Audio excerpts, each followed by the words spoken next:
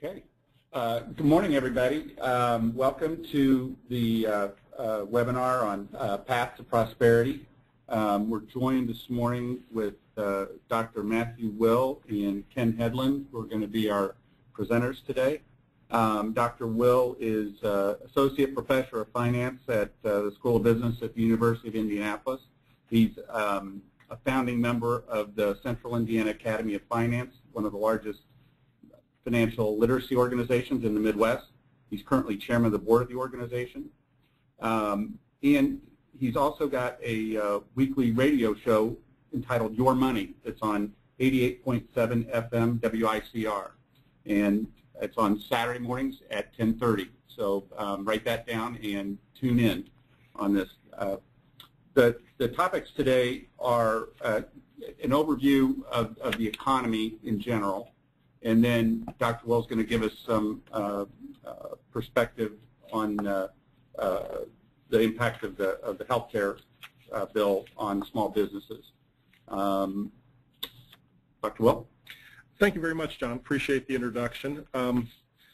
Just to give you a little bit more background on myself, I am an academic, but I started off in private industry. I was an executive in an insurance company for a while. I ran a private equity company, which is the whole discussion right now with Mitt Romney and private equity firms I find very interesting since I was in that business. So if you have any questions about that, during or towards the end of the conversation here, please feel free to chime in. I may occasionally talk to the folks that are in the room with me here, running the technical side in case I have a question, so don't be alarmed. For example, I understand people can ask questions if they want during the presentation, so feel free to chime in. A webinar is pretty interesting to always give a talk on because you're not really in the presence of the people that are actually listening to you. I give a lot of speeches throughout the community, and I talk to groups. And when you're in front of a group, it's pretty easy because you can always just tell a joke. You got to always find that the token Purdue person in the room and make some really good jokes about Purdue. Unfortunately, I don't know how many of you are out there. I'm guessing not too many because you have to learn how to use a phone, and I'm guessing most Purdue grads have difficulty with that.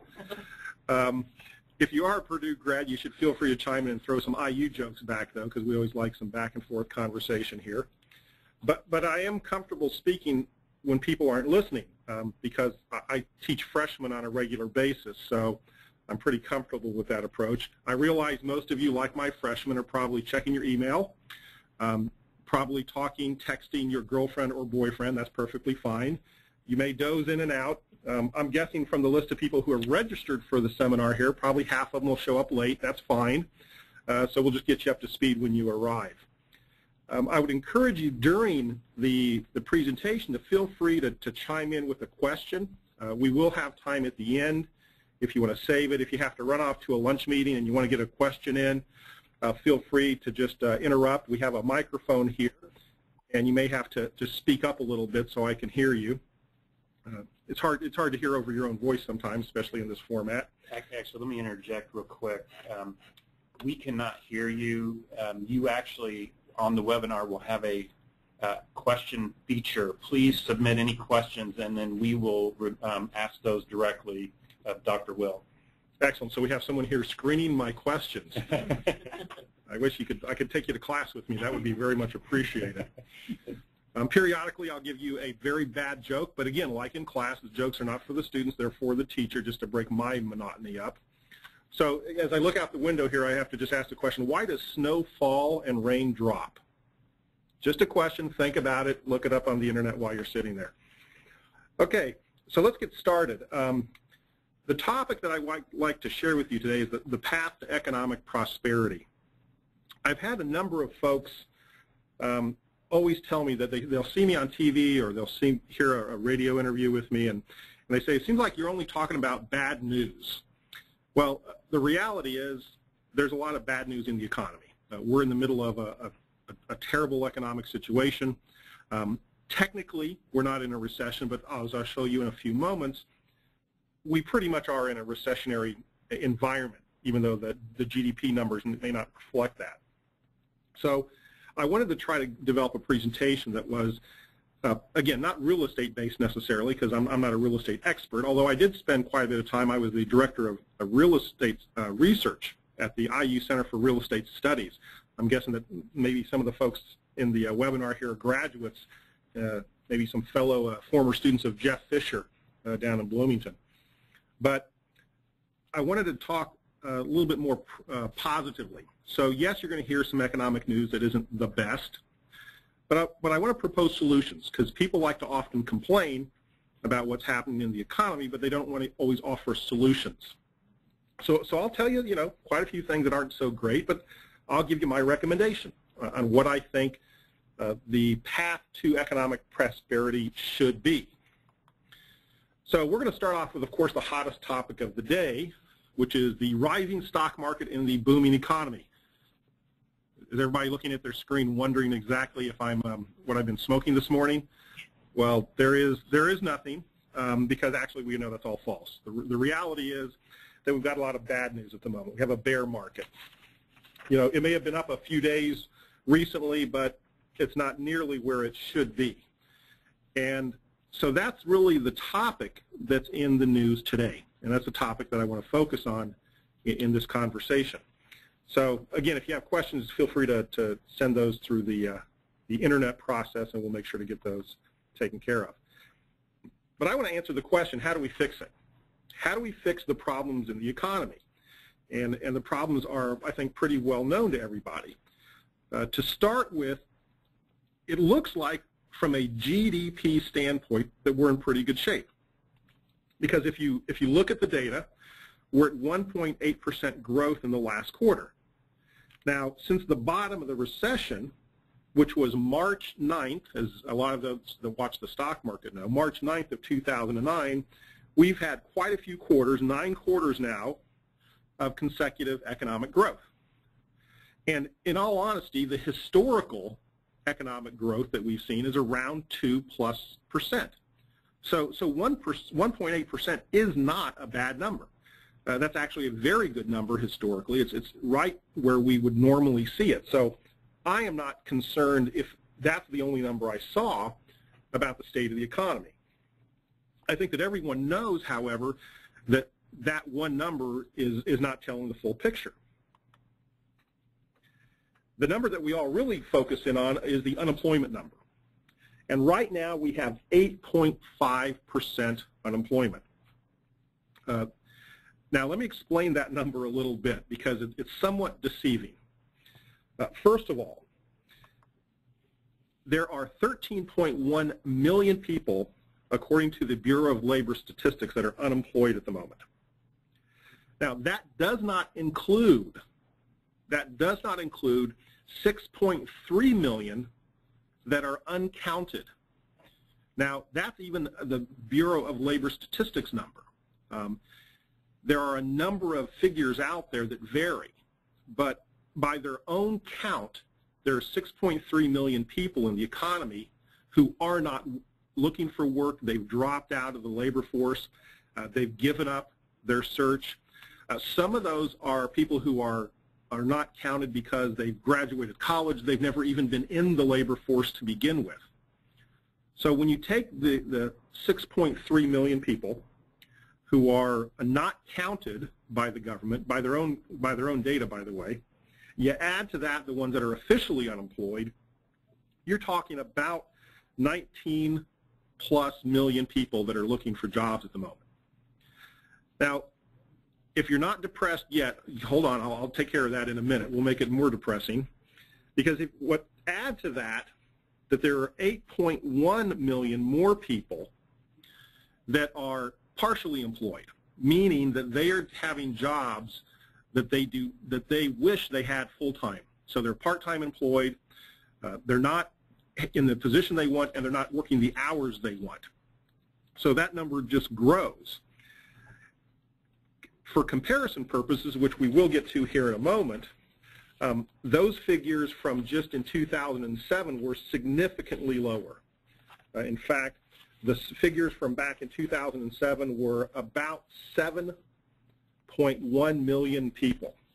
So think of that figure you're looking at on the screen and compare it to a few years ago when that number was only about 17 million, or 7 million, I should say. That's a significant change in the number of people that are unemployed, and that's what you're seeing. Some of the reasons you see the unemployment rate dropping right now is because of those people that are not being counted. On a continual basis, there's more people dropping out of the workforce. Normally, that is offset by people entering the workforce. Unfortunately, that has not been the case recently. The dropout rate is much higher than the entry rate, and that's even compounded by the fact that we also have growth in population. So the growth in population is further reflected of people that are not in these data, these numbers. So the unemployment rate is a big problem, and that's really, you hear it in every political speech. The number one topic is jobs. Now, I want to look at the original job forecast that was put out by the White House in February of 2009. That's when the stimulus package was approved. That was the $787 billion stimulus package. The forecast for job growth is shown in the top line, and I don't know how easy that would be to read on your screen, but the top figure on the far right is 3.6 million, and that was as of December of 2010. This was the forecasted job growth by the White House. The actual job growth is listed on the bottom, and we had actually, over that same time frame, lost 2.2 million jobs. When you combine those numbers, you end up with about a 5.9 million person job gap. So the forecasted improvement, which did not materialize, coupled with the decline in actual employment, shows you that we spent $787 billion and we ended up losing 5.9 million jobs from what we were hoping to get out of that. So are you thoroughly depressed now? Hopefully you're in an office with a locked window and you can't jump out, because I promise we'll make it better here in a moment. Okay, here you go. I got to interrupt every once in a while and tell a bad joke for myself. Okay, so you're in the real estate business. You know, if you ever worry that no one cares about you and no one's concerned about you, no one's paying attention to you, just miss a couple mortgage payments and I promise you people will start paying attention to you. Okay, don't worry, they get worse. Okay, the recovery doesn't feel like a recovery. I think that the employment data I just gave you shows you that the recovery is not quite as the GDP figures would indicate. Now, if not, why the reason? Well, there's a few reasons. First of all, when you look at things like inflation, the way that we determine inflation is from a basket of goods that was created a couple of decades ago, before we had smartphones and wireless devices and webinars. So we're looking at an inflation figure that is not, in my opinion, calculated properly. I think you'd be hard pressed to find a family that would consider their annual budget at the moment as not going up. The reality is that our home expenses are going up, and even though the government is telling us there is no or little inflation, we know that that's not true. The producer price index, which I think is a much better indicator of inflation, has been going up quite a bit in the last 2 to 2.5 years, and that is, in my opinion, a more accurate indication, because the raw materials that go into the production of things hasn't changed that much. It's what we do with those raw materials and what we create with them that has changed, which is where your inflation and my inflation is seen on a regular basis. Also, the GDP figure. The GDP figure is one of those things that is easily manipulated, and that's what I call cooking the books. We have learned that the GDP, which is just from a basic econometric model, so if you go back to your freshman economics class in college or even in high school, you studied an econometric model. And this model has parts of it, and these parts, when you add them together, they create the GDP. Well, it just so happens that the GDP has been increasing because we have figured out that if the government spends a lot of money, that the GDP goes up. That's all it takes. So if you and I go buy a hammer for $5, we add $5 to the GDP.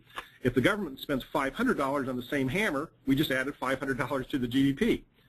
Well, I think we all know that one hammer's value does not change simply because the government overpays. yet the GDP figures reflect that overpayment. So what we've done is we've created an environment where as long as the government spends lots of money, the GDP will grow. And the next year, they need to pay back those old loans, borrow even more money, spend even more money than the year before, and the GDP will grow again. So the GDP growth is really a function right now of government growth and spending, not growth in economic activity. So the GDP figures you look at, there's a lot of discussion about how to deal with it and how it should be fixed. And I don't know that there will be a change, but it should be fixed. So what works, what doesn't work, how do we solve this economic situation we're in? Well, I really believe the answer is very simple. And just to throw some nice little colored graphics, simply because it's one of those things when I show my daughter the slide, she says, "Dad, add something more exciting. I'm bored. I'm 6 slides into this thing and I'm falling asleep." And of course, she's my daughter. She has no place to go, so she has to. So I created this little thing. I said, the goal is really simple. You grow the economy. Don't you like to hear? We got to do that again. If you were asleep, we'll show it to you again. You got to grow the economy. It really is simple. And I think those of you in the real estate business will know this better than most. If I give you $1, your goal as a private business is to grow that dollar. That's your intent as a business person. Your goal is not to shrink that dollar, because if you shrink that dollar, you go out of business. So it's pretty straightforward. I mean, every one of you looks for a positive cash flow investment. You try to cut your expenses.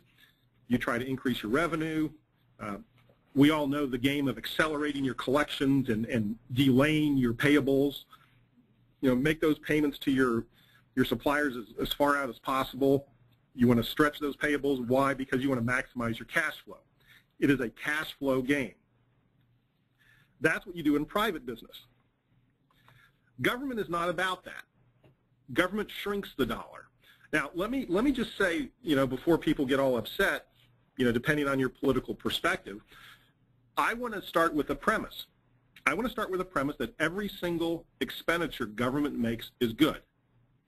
Let's start with the assumption that they build bridges and highways and schools and libraries, and they provide relief to the poor, and they provide for the, fire protection and police protection and national defense.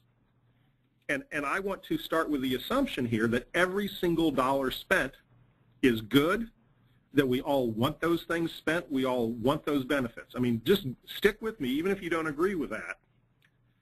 You still have to understand, from a financial perspective, the government, when they get that dollar and they spend it on all these great things that we want, they still shrink the dollar. There is not a single department in the government that is evaluated based on whether or not they produce a profit. They're evaluated based on how well they do their job, how they serve their constituents. My dad was a career Air Force sergeant, and I can tell you that not once was he asked about his profits. He was asked about how well he put the planes in the air and how many sites they blew up. They were very precise in their objectives, and it was not about creating value. So you need to understand that to grow the economy means that we have more money going into the private sector and less money going into the public sector. If you want more public sector services, to pay for those things, you need a robust private sector. And so the entire solution is quite simple. How do you get resources into the private sector? Now, whenever it comes to making these decisions, the thing that's always concerned me is who's in charge of this. That is not what I look like in the top left of your screen, but I am a professor. And you have these professors of the world, Ben Bernanke, maybe that may actually look like Ben Bernanke, so we'll just say that's Ben Bernanke, who spent his entire career in academia, and we have below him politicians. They're the ones who are making the decisions regarding the allocation of resources in our society. And the irony about that is both of those groups of individuals have had their entire careers, if you're entirely a politician or entirely a university professor, in the not-for-profit, not having to produce income world. Compare that to the people who don't make the national decisions, the Steve Jobs of the world, the corporate world, the people that are building businesses and reaching for the stars. Those people have created value in our society. And of course, you know, Steve Jobs being one of the most innovative people we've ever seen, yet these value creators are not the ones making the decisions as to whether or not and how we should grow the economy.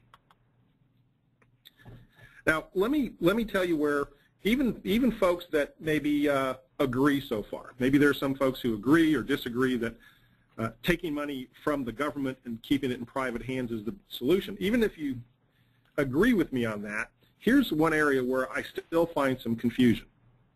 I talk to politicians, leaders in the community, people in Congress, and some of them still don't get this very basic concept. It doesn't matter the source of your money. It doesn't matter whether you have taxes or whether you have borrowing. The problem is when the government gets hold of the dollar, it shrinks. Again, going back to the previous slide, they take that dollar, they turn it into 94 cents. So the problem there is not the source of the money. You know, I know a lot of politicians are concerned about the deficit. I don't like deficits. I think they're not a good policy. Yet, it's not the deficit that is the problem with growing the economy. It's the spending. If we take a dollar out of your pocket, I don't care whether it comes from a tax or whether it comes from you borrowing. If you give the money to the government and it's not going to invest, then it's going to cause a shrinking economy. Just a question. Can you explain the shrinkage? You've stated that, you know, it's $1.10 in the private sector and it's 94 in government, but I missed the where the money goes. Where's that other 6 cents or that other? Well, for example, if I mean, you could pick some of the obvious ones like Solyndra, okay, that was recently in the news. And in fact, I'll be giving you an example here. In fact, coming up in just a few slides will be a specific example of how money has shrunk through one investment. Okay. But I'll give you, before we do that, though, I'll just say, when you spend $1 on the military, okay, and that dollar goes to buy tanks and bullets and trucks and, you know, gasoline and tires and so forth, it doesn't disappear. The dollar doesn't, you know, go off and disappear into nowhere, but it does shrink.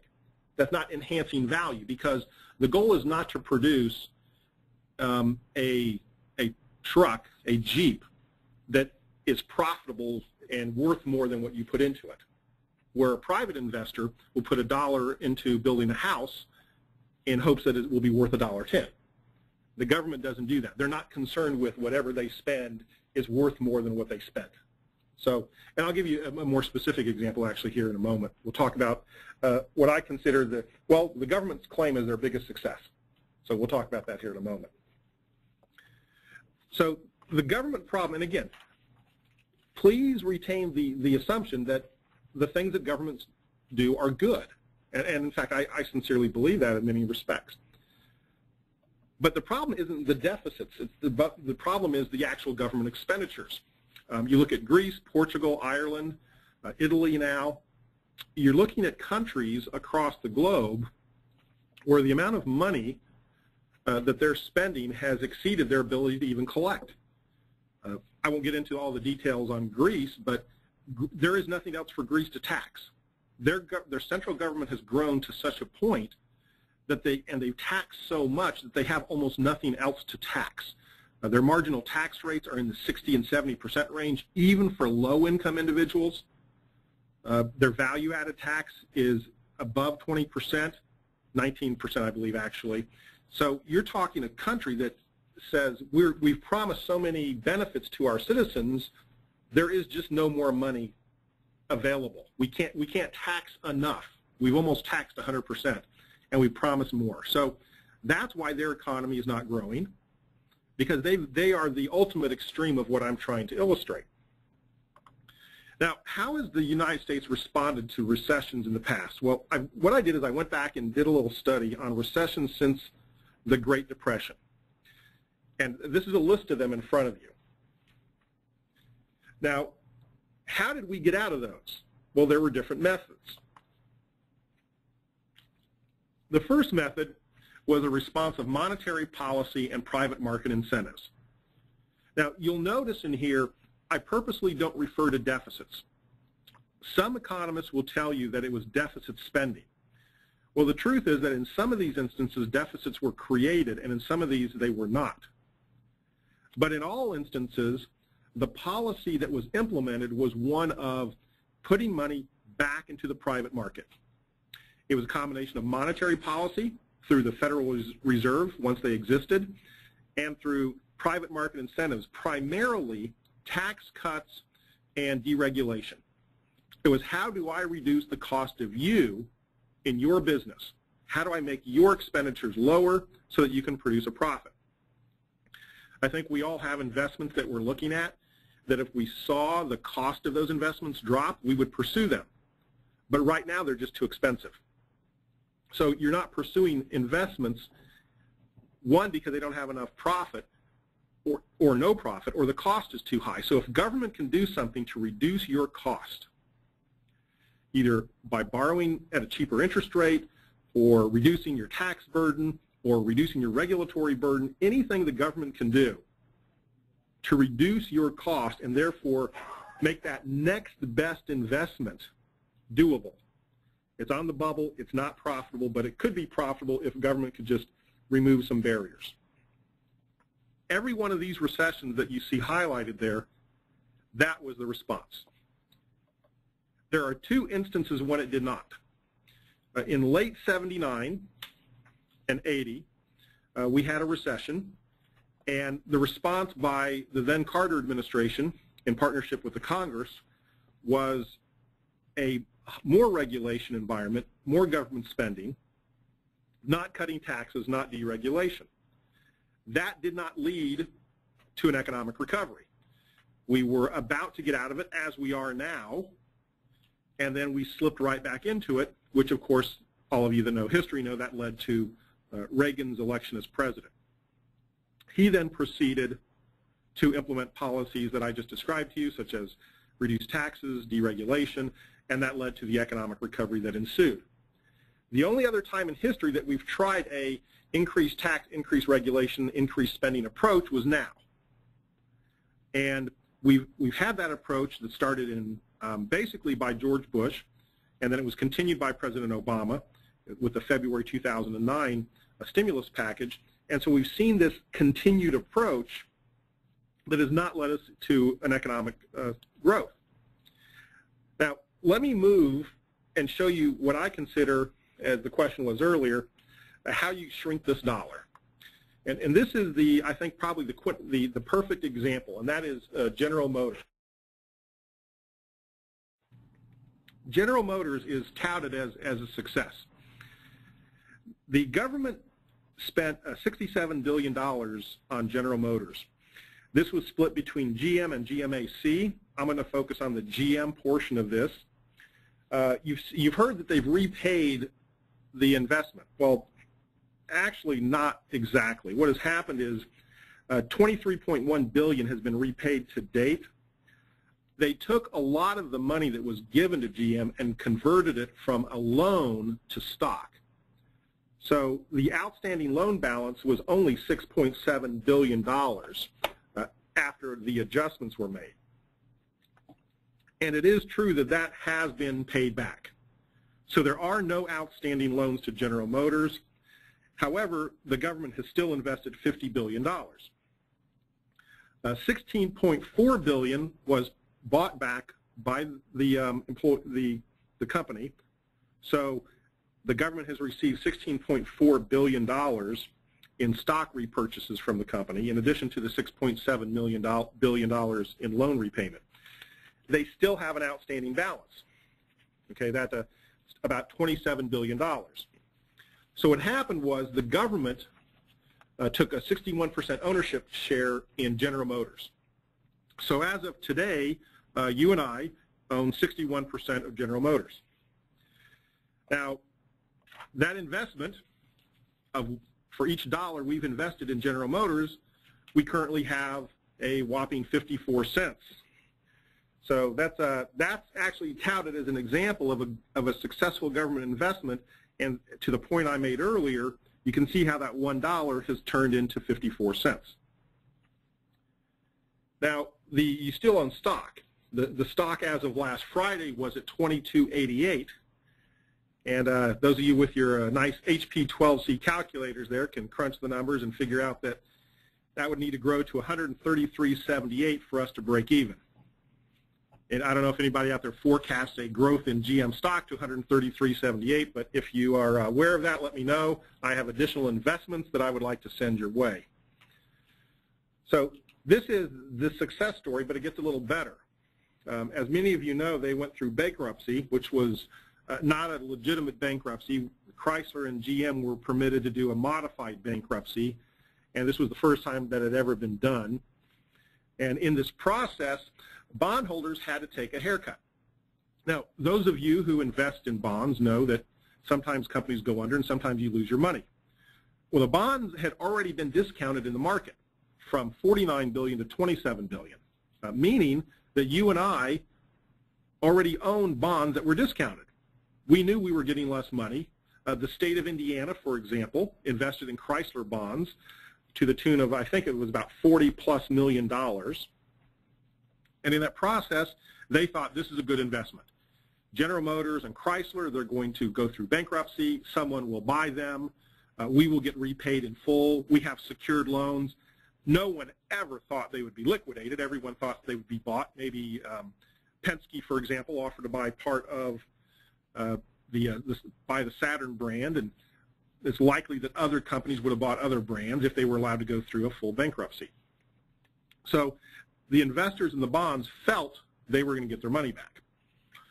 They went into the bankruptcy proceedings, and the government then mandated that they take another $22 billion hit. And you may recall that the state of Indiana filed a lawsuit saying you can't do that. We are a first-in-line secured creditor.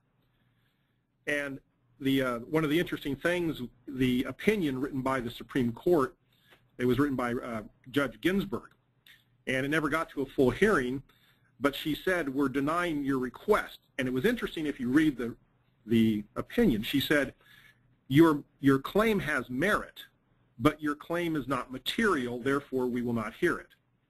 Meaning that Indiana only had about $40 million invested, and the total bankruptcy was $27 billion, well, $49 billion. So because our portion was so insignificant, they would not let our suit proceed. And so Indiana's claim had merit. Even Judge Ginsburg, who was not known as a very friendly to investors or business justice, still said so, yet the small amount said that we had to take a loss. So the bonds were written down even more.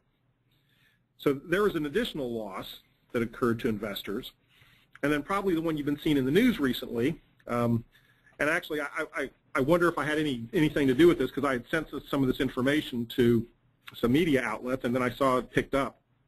But they did the same analysis I did here, which is the government has invested $2.1 billion in the Chevy Volt.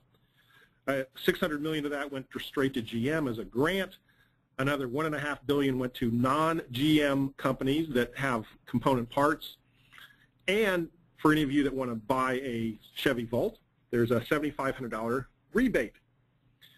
Well, all that being said, this is where I would talk to the students and say, hey, can anybody guess how many cars were sold in August? And the answer is 302. So you invested $2.1 billion, and in August they had 302 cars that were sold. Now, they had great sales in December, 1,529. And by the way, most of those were due to government fleet sales. So the government has decided to invest $2.1 billion in GM, build the Volt. They can't sell it, so now the government will buy it. So I haven't even included in these figures whatever the government is purchasing these Volts for, and because in a way that's kind of a subsidy also. Now here's some other successes related to the GM story. Almost half of General Motors sales today are fleet sales. And it probably doesn't surprise anybody that the largest purchaser of fleet sales products is the U.S. government. The bankruptcy allowed, because they didn't go through bankruptcy as normally would happen, they were allowed to retain all of their union contracts. In bankruptcy, those contracts would have been voided, and they would have had to renegotiate them. But because the original UAW contracts were retained through the modified bankruptcy process, the UAW had the decision and the right to allow the sale of the stamping plant in Indianapolis to J.D. Norman. And those of you that track the story may recall that there were about 900 jobs on the line, and J.D. Norman said that they would like to buy that plant, keep it open, and hire even additional workers. The UAW was permitted to veto that, and they did. So a loss of at least 900 jobs and then future potential jobs was created as a result of this particular investment by the government. Also, the UAW was permitted to veto Penske's Saturn deal. Now, the way they did that is Penske said that they were going to outsource the manufacturing of Saturns to a variety of different companies. Because of the bankruptcy proceedings that were, again, the modified bankruptcy, the UAW was permitted to deny Penske the right to manufacture those cars anywhere in the world. As a result, Penske backed out of the deal and decided not to purchase the Saturn brand. We've seen a lot of models where bankruptcy does work. Delta Airlines, US Air, Kmart. Kmart went through a bankruptcy, was able to come out of it and be so financially sound that they bought Sears. So the bankruptcy process does work. I mean, Delta's the largest airline in the world now. They're fairly profitable. So you can see that bankruptcy process does work. It's worked for 200 plus years, and the example of General Motors shows you how it does not. One of the EPA situations we're dealing with right now is the cap and trade bill did not pass Congress. So what has happened is it's been administered through executive order.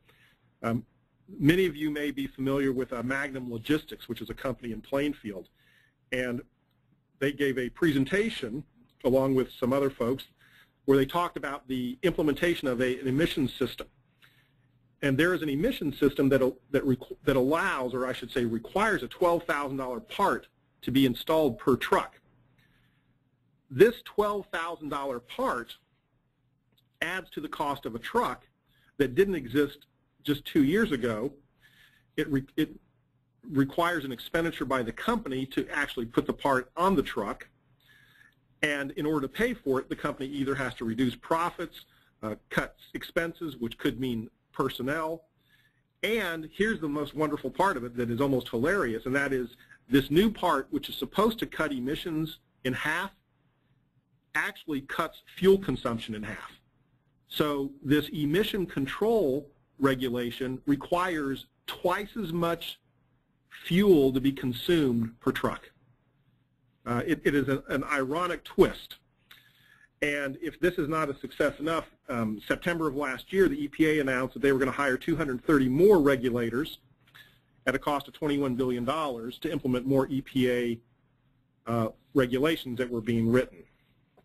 Now, these expenditures that I've just talked to you about cut into what you and I have to spend. Because in order to grow an economy, it's pretty simple. If you go back in time and you look, what we spend on our needs in our life and what we spend on our wants change. We used to spend a lot of money on our needs, food, shelter, clothing. But as time progresses, we spend less. We become innovative. 200 years ago, most of our ancestors were farmers. Now most of them are not, because of innovation. The Steve Jobs of the world, okay, those people who develop innovative things allow our needs to cost less and less, to the point that we have more money to spend on our wants. We can buy cell phones and cars and technology devices. We can go on vacations. We're not working 20 hours a day, 7 days a week. So we have the ability, because of innovation, to reduce the money we spend on our needs. Why? Because of these things. Innovation. We reward risk-taking. In the United States, we've been a country that's always said, when you take a risk, we're going to reward you. We're going to pay you. We're going to allow you to make a profit, I should say. The government will stay out of your way, and the economy will grow. And that's precisely what has happened. That's how we've done this. If, on the other hand, the government expands its role in the private economy, they increase, for example, the cost of this truck, then what happens is our needs cost more. And the more our needs cost, the more the economy will shrink. And that's what we've seen happening, is our needs cost more. You're spending more on fuel, you're spending more on food. Because of the regulations and the taxes that are going on right now, those things your needs are costing more. We need to go back in the other direction, where your needs cost less. Because the more discretionary income you have, the more innovative products will be created. If you didn't have discretionary income, Steve Jobs would never have invented the iPod. He invented the iPod because you had the money to buy it, and therefore innovation occurred. Now, if I haven't lost you so far, I promise I'll do it on these next set of slides. And that is some conventional wisdom. People tend to think that we lose a lot of jobs to China, Mexico, and India. And I'm going to tell you that's false. Do we lose a job here and there? Yes, we do. But here's the data. Unemployment rate since 1970 has gone from 4.5% to 4.5%. Now, what I did is I looked at data between 1970 and 2007. I looked at pre-recession data, because once you throw the recession in the mix, then the numbers all change, but they change uniformly. So what I'm showing you is a span of about 35 to 37 years of data. The unemployment rate was in 2007 right where it was in 2007 or 1970. Yet notice our population increase. The population increase went from 203 to 301 million people. Now, how is that possible? Look at it this way. If the population increased by 100 million people, our unemployment only increased from 4.1 to 7.1 million. That's it. That is a fairly small increase. But look at the number of people employed at the bottom. The number of people employed went from 78.6 million to 146 million. We had an 86% increase in the number of people employed in the United States. So if you go back to the question, are we losing all our jobs to Mexico, China, and India? I would say we may have lost jobs. And in fact, not may have, we did. But somehow we increased employment from 78 to 146 million people. There has to have been something else going on. And there is. Now, what I did is I went back and I pulled some actual news reports from 2007. And here's what happened. This was a news alert. Unemployment reports were released by the Department of Labor. Now, again, this was 2007. So watch, this is what you see. These were the two reports that I found. Last month, the unemployment rate in the United States increased slightly from 4.6 to 4.7%. White House officials were quick to point out that at the same time, the U.S. economy added 141,000 new jobs. So that was the first report. At the same time, this came out. Last month, 322,000 manufacturing jobs were lost. Union leaders cite cheap overseas labor costs as the culprit, saying that good jobs are leaving the U.S. and the economy will suffer. Now, I always ask people which one of these they think is correct, and I typically get some folks say, well, the first one, the second one, and the answer is both. Both are correct, actually. In September of 2007, the unemployment rate was at 4.7. We added 463,000 jobs. But, just like the union leaders quoted, we lost 322,000. It is true that we lost jobs, but we had a net gain. Now, the net gain is what the White House referred to, while the jobs lost is what the unions referred to. This happens. In fact, for the whole year, we lost 625,000 jobs, but we added a net 2 million. This is the number you got to focus on. You got to focus on the new jobs added, the net. We are going to add jobs and we're going to lose jobs. We will lose jobs because people will no longer be building horses and buggies. Buggy whips will be gone. We're going to replace them with cars. Every generation, every day, products are replaced. Old products are replaced by better products.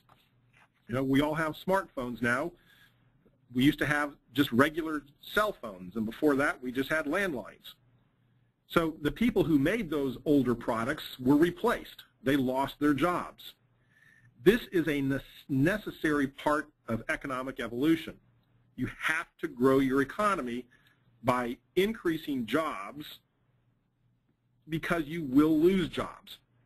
If you have an economic policy that seeks to protect jobs, those 625,000, if we put up barriers, if we put up walls that say we will not allow those 625,000 jobs to go away, they're not going to go to China or India or disappear, period. By the way, eventually they'll disappear. They'll go from here to China to Bangladesh, and then they'll disappear because they'll be automated. If we focus in on not losing jobs, we will fail as an economy. You have to focus on growing jobs. I don't care how great your defense is, you have to produce some points or you're not going to win the game. And the more we focus in on not losing jobs, the more we focus in on defense, the more we're going to harm the economy. Because anytime you try to have a policy that focuses on not losing jobs, it invariably is going to keep new jobs from being created. Now here's a common thing. All these better paying, are these better paying jobs? Because we're losing jobs and we're getting new ones, they're all Walmart greeters. Well, that's not true. You look at the data, actual wage increases, and this, I can extend this over another period of time, but I just grabbed a year of data here in this time frame I'm looking at, that the actual wages increase more than inflation. In fact, if you look at the average hourly wage over time, going back all the way to 1964, it's continually increasing. So it's not true that wages are dropping. In fact, wages continue to go up. Yes, the person working in the General Motors factory in Kokomo lost his or her job, and they didn't get a better paying job, but the job created somewhere else in the economy, the life sciences job at Lilly or the logistics job or some other job, those were actually good paying jobs and probably on average long term will be better.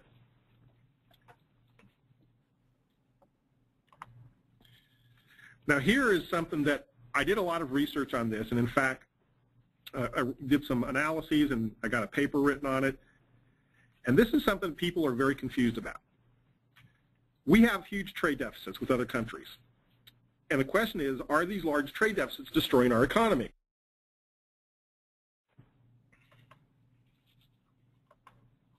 They're not. Now, this is a common conventional wisdom that is out there, that trade deficits hurt the economy. Now, let me show you the data that I found. This was something that intrigued me. So I pulled this data, and I did some statistical analysis, and what I found out, just by looking at the data back in 2007, employment was up, wages were up, inflation was low, interest rates were low. They're even lower now. But let's look, for those of you that can remember back to the early 80s, Japan was the culprit, right? It wasn't China, it wasn't Mexico. Back then it was Japan. And this country of 70 to 80, I guess now they're at about 90 million people, were supposed to buy as much stuff from us as we buy from them. We're at 300 million people. They were at about 80 million, and supposedly they're supposed to buy as much. Well, it didn't happen. We had a huge trade deficit. And the trade deficit was supposed to, if it ever got to about 100 billion, that the sky was going to fall. Well, in case you're wondering, it was up to 1.4 trillion by 2007. What happened?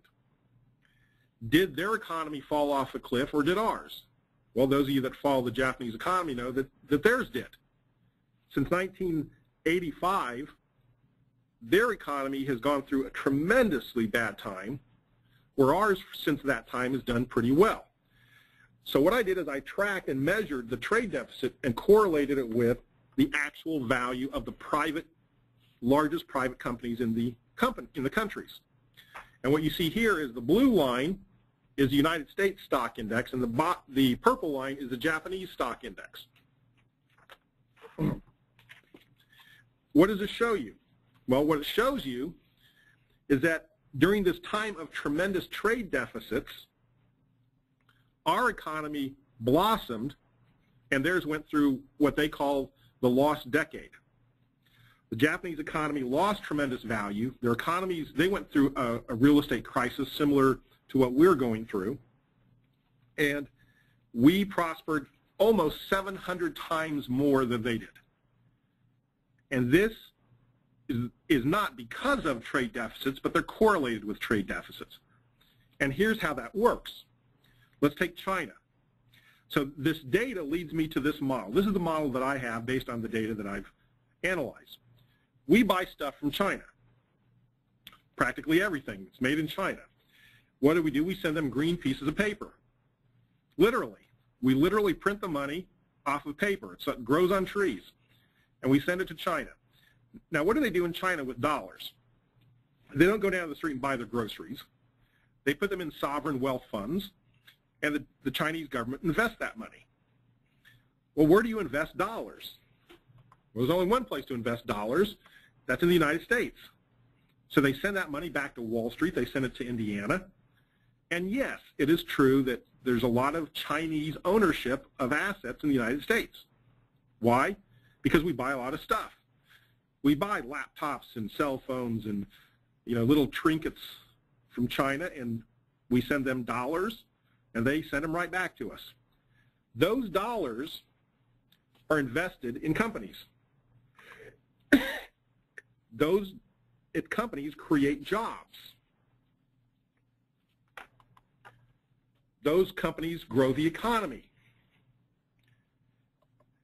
And that growth in the economy helps create a strong dollar. Eventually, that cycle starts all over again. Now, go back to those slides that I showed you earlier where I said we went from, and let me look at my own notes here, we went from a job growth in the economy from 200 million to about 300 million people, and at the same time we added jobs. We went from 78 million jobs to 146. This is why. What you see in front of you is how we went from 78 million jobs to 146 million jobs. I have students from all over the world. No one wants their currency. Everyone wants the dollar. So the key to this is a strong dollar.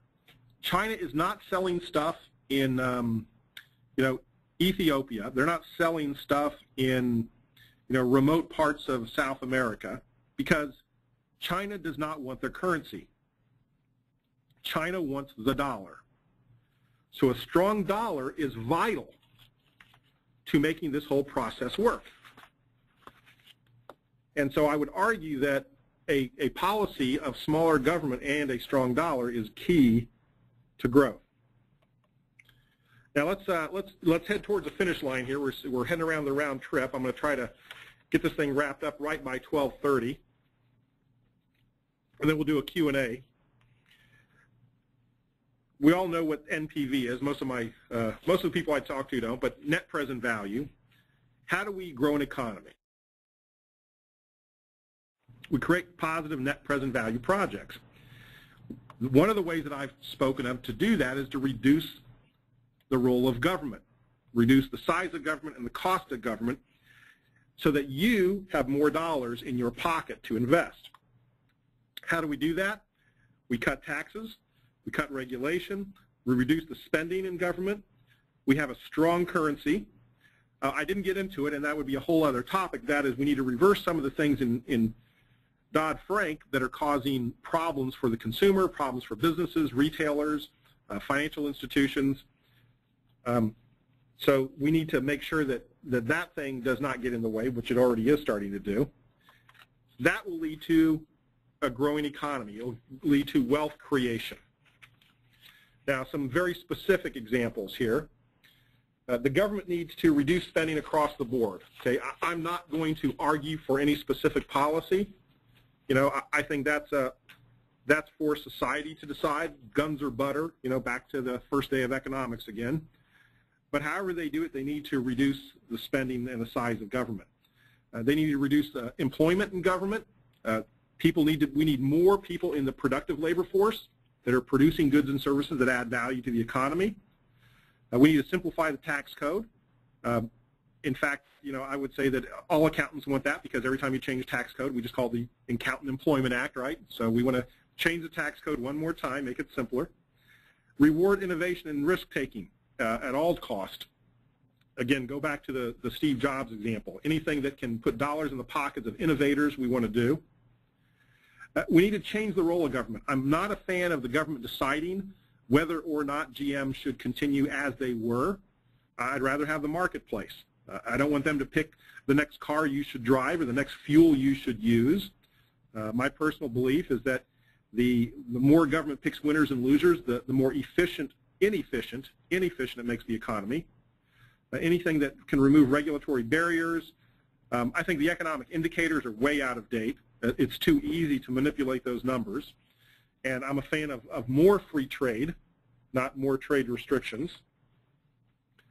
I think we need to create a stronger currency. We've done a pretty good job of that so far.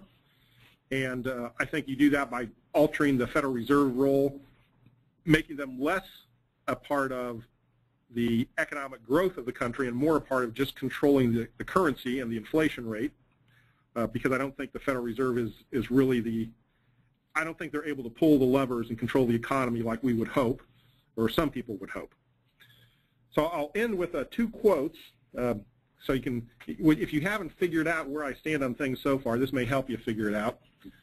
Ayn Rand, from her novel Atlas Shrugged, she was interviewed back in 1964, and this was a quote she gave in her interview. She says, "What we have today is not a capitalist society, but a mixed economy. That is a mixture of freedom and controls, which by present-day dominant trend is moving towards dictatorship." By the way, her definition of dictatorship is not political. It was economic control by the government. That's what she referred to. The action in Atlas Shrugged takes place at a time when society has reached the stage of dictatorship. Again, in her mind, that the government's starting to control too much of the economy. That was back in 1964. And then just not too long ago, someone in the Wall Street Journal wrote this, that in Atlas Shrugged, Rand tells the story of the U.S. economy crumbling under the weight of crushing government interventions and regulations. Meanwhile, blaming greed and the free market, Washington responds with more controls that only deepen the crisis. Sound familiar? So I thought that was very telling. I will leave it there and open it up to questions. Great. Thank you. That's very interesting. We've got some examples here in the state of things that are going on, particularly with the new right-to-work law that's out there. Is that going to help or hurt Indiana's economy? Well, I was glad to see there was one of our, I'm at University of Indianapolis, and one of our competing universities, Ball State, had a report that was released just yesterday, and I was glad to see it released because it echoed some of the things I've been saying. The right-to-work legislation is not going to cut wages of existing people. That's kind of a red herring that the opponents are putting out there.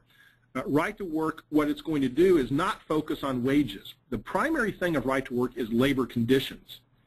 You know, if you have someone who is a member of a union and they work for you and you need to discipline them, the process makes it almost impossible. So what right-to-work really does is it creates working conditions that allow the employer to be more responsive to what their employees are doing. It's not a wage issue. All the research shows that wages don't really change under a right-to-work state. It's working conditions. It's the ability to reward people who are performing well and discipline people who aren't. And that's one of the things that Indiana currently does not have. The evidence shows that once you get a right to work in place, you will have more companies looking to your state as possible locations for business. So in the long term, it will create an enhanced environment for people to come to the state, and therefore it will create jobs in the long term. As far as wages go, it's probably going to be wage neutral, but it would be have an impact on working conditions. What about within the building trades? Is there any difference of thought as it applies to the building trades? It will if you are bidding on contracts that don't require that you hire union workers, and it will also impact you if you not bidding on contracts at all, you're just building on your own. So it depends on what trades do you use. Are you required to use union trade? Then it's going to make no, then it'll have a different impact than if you don't have to use union trade. But the person who signs the contract with you, they can still require that you use union trade. I mean, that's still possible. Okay. Should the Social Security payroll tax holiday be extended? That's I imagine it's causing a lot of headaches for everybody. I imagine accountants are being told or being asked by their clients all the time, how do we handle this? Normally, I would say do not extend it, because a temporary change in the tax code, a temporary cut is not going to grow the economy. However, this, because of the budget deal cut last year, any cut in the payroll tax cut, even a temporary one, requires a corresponding cut in government spending. So if you, from all the presentation I just gave, any excuse to reduce the size of government is going to help. So the benefit is not in the tax cut. The benefit is in the required spending cuts that go along with it. Okay. What's your outlook for Indiana's economy over the next couple of years? I think Indiana is not going to isolate itself from the rest of the country. We've done better in attracting private businesses. From a municipal standpoint, we are easily the best state in the country as far as balanced budgets. We've reduced property taxes. We've reduced the corporate income tax. I mean, this is unheard of throughout the country. The Wall Street Journal just today has a story about how municipalities and states and cities can't even pay their bills. So Indiana doesn't have that problem. So we are in a much stronger fiscal position than the rest of the country to weather the storm, but I don't think that we can fight the national economy. If the national economy goes south, we're going to go south with it. But we will weather the storm better. Okay. What are the strong parts of the economy? I would say the strongest parts of the economy right now are areas that require technology, engineering, sciences. I can tell you that there are a lot of employers out there who are having a tough time finding qualified people in the sciences and engineering. So any job that is innovative, any job that is technology related or sciences related is going to be in a better position. I've given you a lot of bad news on the economy, but I have to tell you, we're still technically growing. Why? Because we have extremely innovative, extremely entrepreneurial people. And where's innovation occurring? Technology, sciences, advanced manufacturing. So those are the areas that I see growth continuing. I think the old line manufacturing, I think the old service industries are going to go away like they always did. Older industries, older techniques tend to give way to newer techniques and newer industries. One of the issues that you brought up about the jobs that have been lost and the fact that we've got whether it's 20 million or 27 million people that are unemployed or technically unemployed, how many of those jobs are at this point the result of technology changes that are not, those jobs are not going to come back. It's not a productivity. I mean, we've gained all of that in terms of productivity, and a lot of those people are not going to be qualified to do these jobs that are the ones that you're talking about. Is that just kind of a lost? Have we just got a lost generation that we have to kind of work our way through, or is there an answer for dealing with that? That is a great question, and it's something that I forgot to address, and I usually do. And that is, well, first of all, the first part of your question, I would say that since pre-recession we were at about 7 million jobs lost, and now we're at, let's say, 19 million. I would say that you have about 7 million of those jobs that aren't coming back. I'd say that's a reasonable number, because that's what we were pre-recession. I think most of the recessionary numbers are not related to technology changes, but mostly government policy.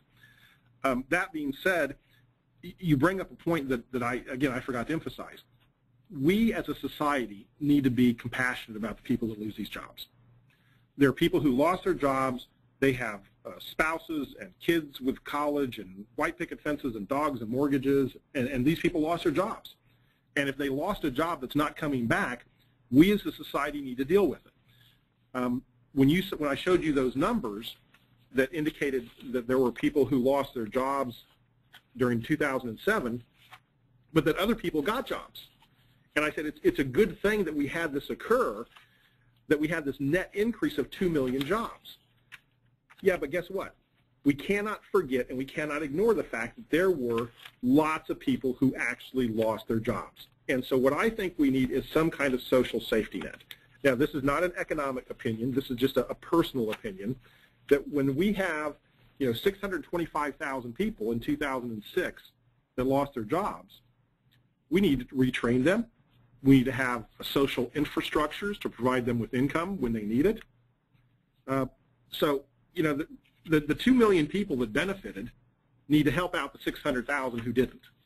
And so that's just my personal opinion. I don't know how that should be. Should it be government? Should it be private charities? That's a different discussion and a social policy debate. But to clarify, those are jobs, those are people, the 7 million are they're inherently unemployable. I would say they're inherently unemployable. They're unemployable in the job they previously had. So let's say they had a job making catalytic converters in Kokomo, that job's gone. Right. So they need to find another job. We need to either provide job retraining. In fact, I think that's the primary solution is job retraining. There should be a cost to laying someone off that includes trying to retrain someone for the next job. Okay. Now, again, that's a social policy discussion, not really an economic one. What's your opinion of the Bain Capital private equity hub? All of those folks that are going after. Rami has obviously been a business guy all his life, and is bringing something different to the political discussion. What's your opinion of Bain and his role in all of that? I wasn't very up on Bain until recently, and I started looking at them. And again, I'm not talking about anything about Romney as far as his, social, positions or his fitness for president or anything like that. Just Bain Capital and what he did there. I cannot find anything bad that they did. I looked down the list, and I'll give you an example, because I used to be in this industry. It was a small company. We only had 20 people. We dealt with maybe the largest deal we did was a $10 million deal. So we were a really small operation. And we were called in when companies were bankrupt, when companies were in the process of being liquidated. And they would call us and say, here, liquidate the company. This was back in the mid-90s, or early to mid-90s. And then what happened was we would go in and we'd go in to liquidate a company. And we had a whole auction division that would piecemeal sell this company. Well, occasionally we would walk in to this bankrupt company that was to be liquidated, and we'd say, you know what, we can sell that company as a going concern. There's a big motivation for us to do that, because a company is worth a lot more when it's running than sold up in piecemeal. So we did everything we could to try to find a buyer who would run these companies, and we became very successful doing that. Bain Capital is, so the reason I say that is I'm a person who used to do this for a living. So I can tell you what is going on in their minds. Bain Capital comes into distress situations. They look at a company that's probably bankrupt, potentially going to go out of business or having tough times. Their goal is not to liquidate it. Their goal is to invest in it and get it going, because they want to make money. And the best way you make money is to turn Staples into a successful business, which is one of their successes. Vonage, That's one of their successes. Right here in Indiana, Steel Dynamics, that's one of their successes. Steel Dynamics is now the biggest steel company in the United States. Why? Because Bain Capital helped get them going. So Bain Capital's goal was to turn companies around, get them profitable, get them hiring and expanding, not liquidate. So I think they provide the ultimate service in an economy, which is the allocation of resources efficiently. Companies that can't succeed, they're going to go out of business. Those that can, they're going to do everything they can to make them successful. Okay. Couple more questions. What do you think will happen with Europe and all of the debt that you were talking about earlier, and how do you think that's going to impact our economy here in the U.S.? I think that Europe, the problem in Greece and Portugal has been delayed. I would never have guessed that Greece would agree to hand over the operations of their fiscal policy. Because if people aren't aware what's happening in Greece has agreed, in order to get more loans to pay out all their benefits, they've agreed to hand over control of their government budget to the European Central Government.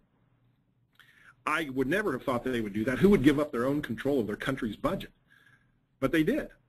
And so now what's going to happen is I think Greece is going to complain that Germany cuts their budget. But they knew this would happen. They're just going to complain. They're going to be able to complain, but they're going to live, on a smaller budget. The problem is now Germany's going to take over the responsibility.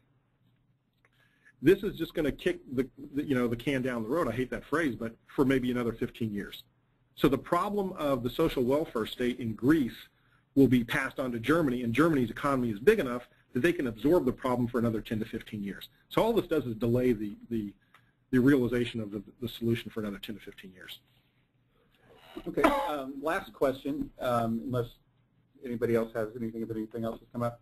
What impact does the healthcare reform have on the economy as you see it?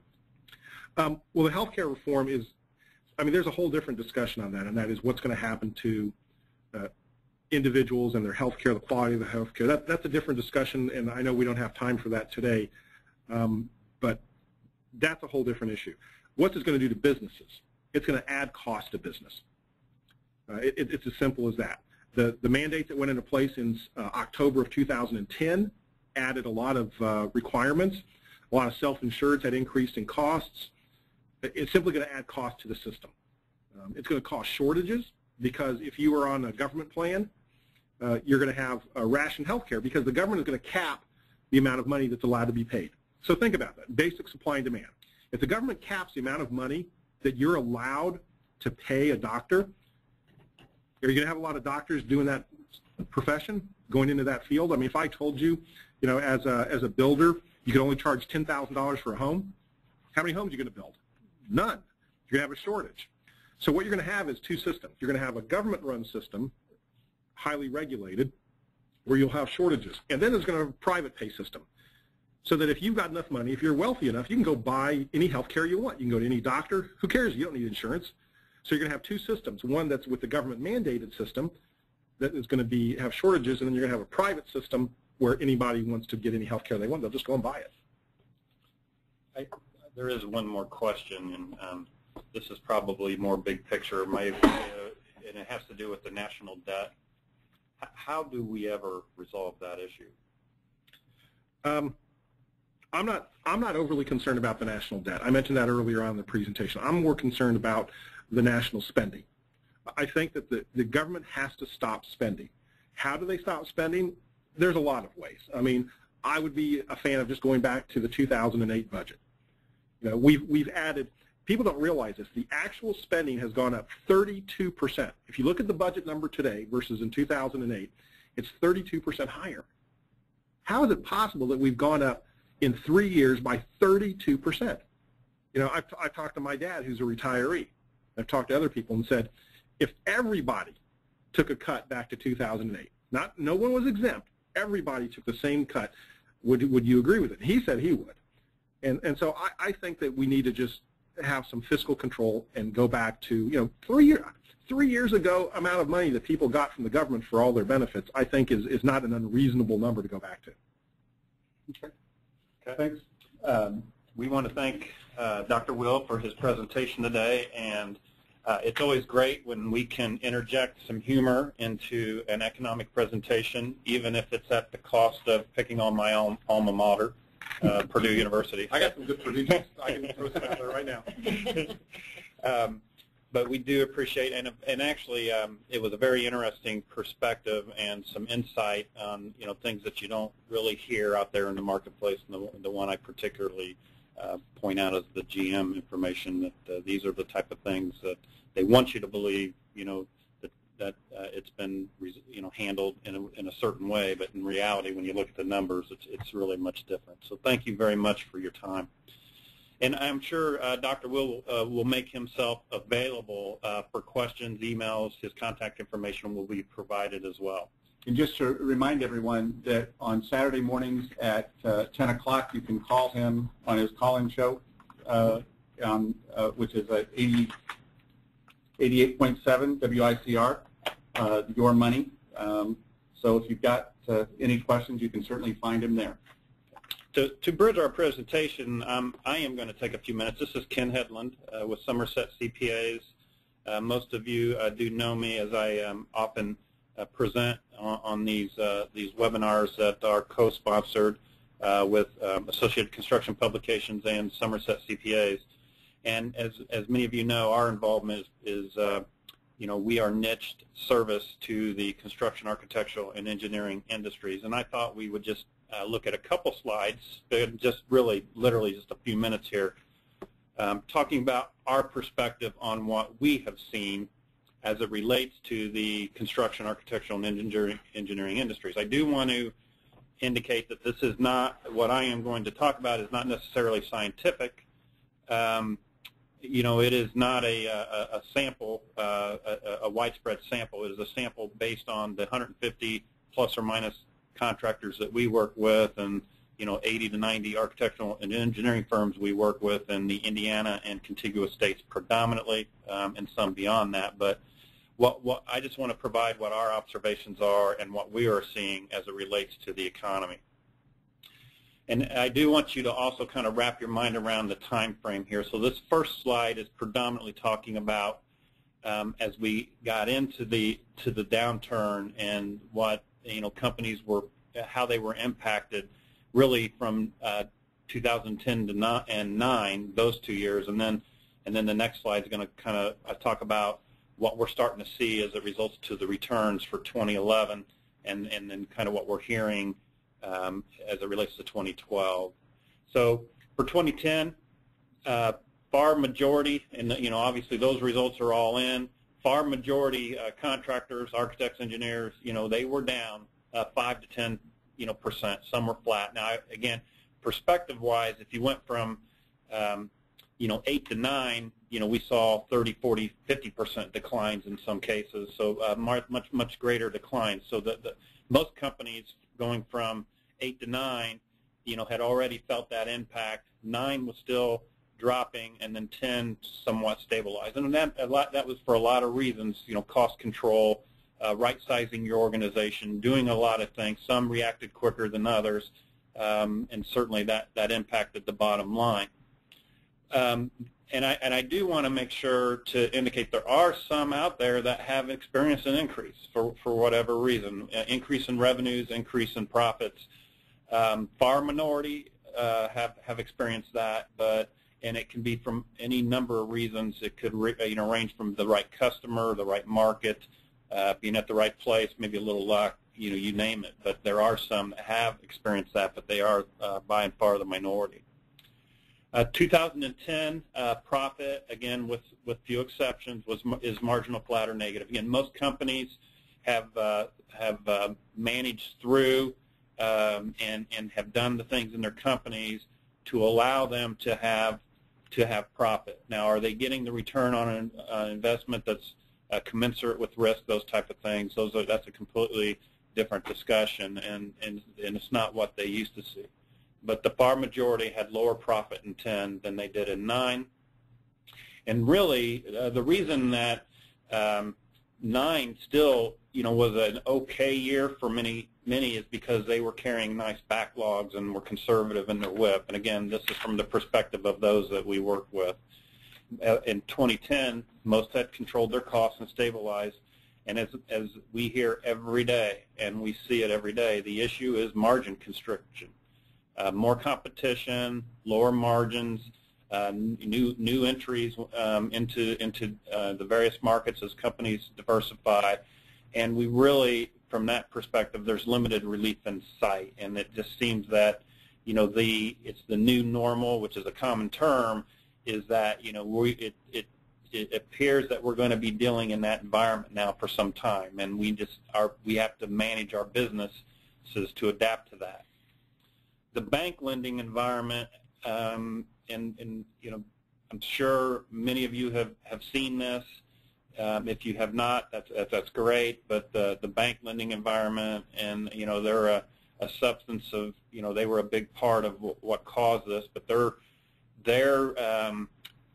they have been regulatory-wise, and you name it, it has become much tougher, and they have passed those requirements down, and it's been a very difficult lending environment. And I suspect, we have even seen situations where certain banks, made a decision that they really didn't want to work with contractors anymore, as an example. So, and they influence that in different ways, but often the end result was that they were asking contractors to go out and find a new bank. And those were some banks. Other banks have been more tolerant, but regardless, in most cases, they've used covenants and maybe a year or two of losses to come in and influence their ability to become more collateralized, in whatever the case may be, and every situation is a little different. The one thing I will tell you is that in 2011, we have seen that ease up actually quite a bit. And for some contractors that, were put into a position where, a tough banking relationship and they didn't really have options, we have seen situations now where, banks are becoming more and more, certain banks, more and more contractor friendly, and we have actually seen some opportunities arise where a bank has actually come in and done a great job working with a company to help them move forward. The bonding environment as well has been challenging, and as all of you know, the working capital and equity, and if you've taken hits in that arena, and we have seen this be one area that can reduce competition as it relates to the numbers, because many contractors don't have bonding capacity, and those that still do, they're the ones that are going to be able to bid on projects and I guess whittle out some of the competition, but it still hasn't resolved. The competition is still tough as it relates to margin, but it can reduce the numbers as we have seen bidding on projects. The other side of the bonding environment, and really banking for that matter, is but predominantly on the bonding side, they were really projecting unbelievable failures and claims, contractor failures, and certainly claims on the bonding side. And that really hasn't, there's been claims and failures, but not to the extent they were projecting. And I believe, if you were to look at their ongoing forecast, they're still expecting significant bond claims, surety claims to arise, and for contractor failures. And just the biggest area we've seen some of our contractors impacted is more on the risk management side as it relates to their subs and suppliers and issues that are going on there that can trickle through to your company if that risk isn't properly managed, and a very, very challenging component of the construction market. The second slide, we're just going to talk about 2011 and 12, and it's we're not, it's still expected to be challenging. At the end of 2010, there was marginal backlog for the most part carried into 11. That really seems to be the biggest. We're hearing, some positive comments as far as work and the opportunity to bid work, but it's just so competitive, and margins are so tough, and backlogs just aren't, the length of backlogs that companies would like to have. So continued high levels of competition, lower margins, and you really have to monitor the pay, obviously, and profit is important, but and cash is also important. So, your margin of error has diminished, and you really can't afford to take your eye off the ball. And those contractors that have good systems and processes and controls and execute those well are going to be the ones that can really minimize the issues. We've talked about the anticipated losses and failures, and those have been slow to materialize. So they still believe they're out there, and again, that just is more from a perspective of risk management as you sub or use suppliers and those type of things. Really do what you can do to protect yourself. The A&E side, we actually have seen a lot of improvement on the A&E side, which is a great leading indicator. It takes some time for that to trickle through to the construction, but very good news from that perspective. And again, some of it's a function of right-sizing your organizations, but a big part of it is that the work, there is work out there. For those heavy equipment contractors, there's still an excess equipment inventory. Market values, though, we have seen improve some on equipment, because one of the strategies that's out there is to reduce debt is, if you've got idle equipment, to move that out into the market and convert that to cash. And it's been difficult when market values have been so dramatically impacted. But those are some of the strategies that are playing out, and the values of equipment is starting to improve, but not anything near what it was before the downturn. Stimulus money, and a lot of contractors are doing work and have diversified, and they have either, if they weren't before, there's a lot more competition in the government sector for that work, federal, state work, and stimulus money at this point has been primarily spent on roads and infrastructure, those type of things. And then there's always some uncertainty about the ongoing, as it relates to those type of programs, and certainly a lot of that will clear up here in a political year. And but those that are really heavily dependent on that have done okay the last several years. But there is some concern about what the ongoing stimulus money and the use of that money and funding of those type of projects. Very limited vertical construction has been supported with the stimulus funding. Certainly we don't know what's going to go on with the elections and the impact of the elections and how that will impact our businesses. And Dr. Will covered a lot of the big picture economic component, but as we get into what happens with taxes and we covered some of that briefly, some of those areas, but it can have a huge impact on all of our businesses, and we won't have clarity on that. It's going to be pretty stable here for 2012, but once we get through 2012, clarity will come, but it will have an impact on our business. And the final point, and I had alluded to this, is that in 2011, we are seeing that there is work to bid. There is a lot of optimism, but long-term backlogs just aren't apparent for most contractors. They've got 3, 4, 6-month backlogs, but the 12 and 18-month backlogs are far and few between, and so you're always working hard to bid and bring in that work. So it's where we are, and those companies that have adapted to this and have put in the right systems and controls and processes and risk management will do fine in this market. But you cannot take your eye off the ball. You really have to be fiduciary and prudent in managing your company. So that's some of the things that we're seeing. We do welcome questions, and I'm happy to take questions after the fact with emails or phone calls as far as what we're seeing. And again, I will thank Dr. Will for his presentation, and he's willing to do the same.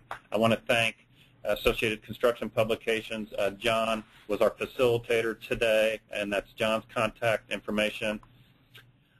I do want to bring up our next presentation, which is scheduled for February 16th, 2012, and it will be, this is kind of a temporary labor has always been out there and an option for you in the construction industry, but it's become more and more of an option, and we're in a growth market as far as permanent versus temporary labor and the impact on that bottom line, as well as human resource strategy. So we have a very interesting presentation, and we encourage you to sign up for that. So based on that, that is our presentation for today.